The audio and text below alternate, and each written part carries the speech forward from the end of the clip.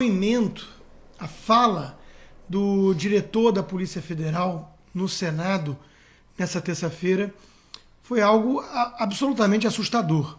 Assustador. Ele começa, em determinado momento, afirmando que não existe perseguição por opinião, por ideologia. Afinal de contas, o Brasil, diz ele, é uma democracia. E logo depois, para justificar o que fizeram com o jornalista português Sérgio Tavares, que ficou detido na Polícia Federal por horas sendo interrogado, ele alegou que ali haviam coisas que tangenciavam crimes. Por exemplo, e ele apresenta os exemplos, o que é pior. Ele diz, havia ali ataques à honra de ministros do Supremo. Depois ele trocou para críticas. Mas, calma, parênteses. Ataque à honra é um crime realmente previsto no Código Penal. E a punição vai de multa, nunca prisão, nada disso, mas injúria, difamação, calúnia, desde que você tenha o devido processo legal. Criticar ministros do Supremo não é um crime de ataque à honra na cabeça de um sujeito da Polícia Federal que, sem qualquer provocação, vai lá e resolve deter o sujeito. E depois ele acrescenta críticas ao processo eleitoral, às urnas eletrônicas do Brasil. Desde quando criticar as urnas eletrônicas é crime a ponto de um jornalista que está chegando no país seja detido pela Polícia Federal por conta disso e fique horas sem seu passaporte e prestando esclarecimentos? Isso é coisa de Stasi. Foi criado o crime de opinião. A Polícia Federal, agindo cada vez mais como uma Gestapo, como uma Stasi, que era a polícia política da Alemanha Oriental Comunista, ele admite que o órgão está sendo empregado para monitorar jornalistas brasileiros e gringos e detectar manifestações contra o regime, críticas ao governo e seus aliados supremos. É óbvio que é disso que se trata. E veja, no mesmo dia, a página oficial do STF, depois parece que apagaram isso, mas a página oficial do STF publicou: espalhe a informação correta. Não compartilhe conteúdos distorcidos ou mentirosos sobre o STF.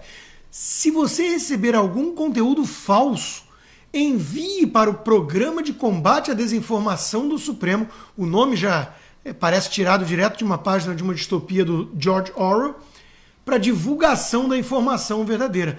A iniciativa foi criada para combater práticas que afetam a confiança das pessoas na corte, distorcem ou alteram o significado das decisões ou colocam em risco os direitos fundamentais e a estabilidade democrática.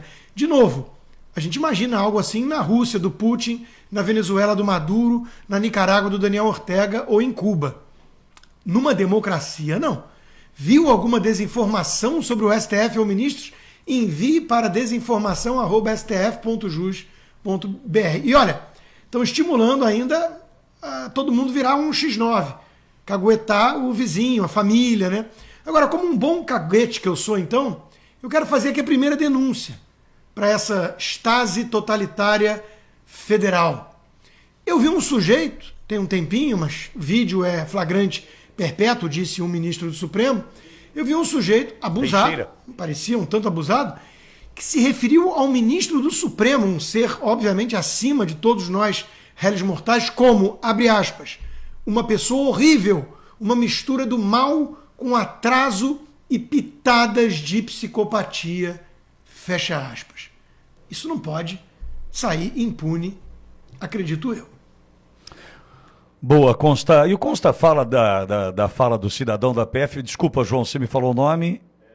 Rodrigo de Melo Teixeira. Rodrigo de Melo Teixeira. E ele foi apertado ontem pelo senador, o Carlos Portinho, do PL do Rio. E eu faço esse destaque.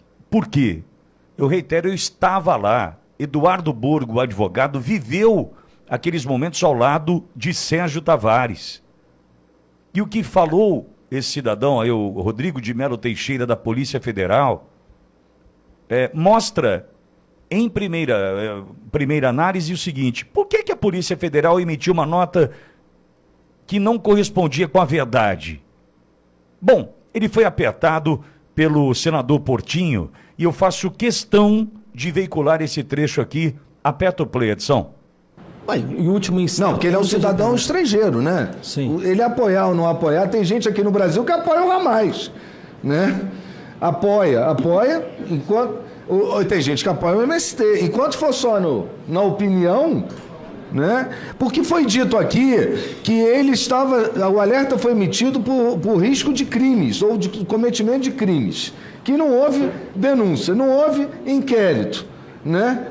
E que crime de opinião... Até o momento que a gente vive na democracia, não há. Então, assim, eu queria saber, ele seria devolvido, não seria? Qual é a relevância disso? Se isso é feito para os 800 que foram devolvidos. Posso responder, senador? Por favor. Não, no caso da restrição, a relevância seria se, estou deixando um se bem grande, se houvesse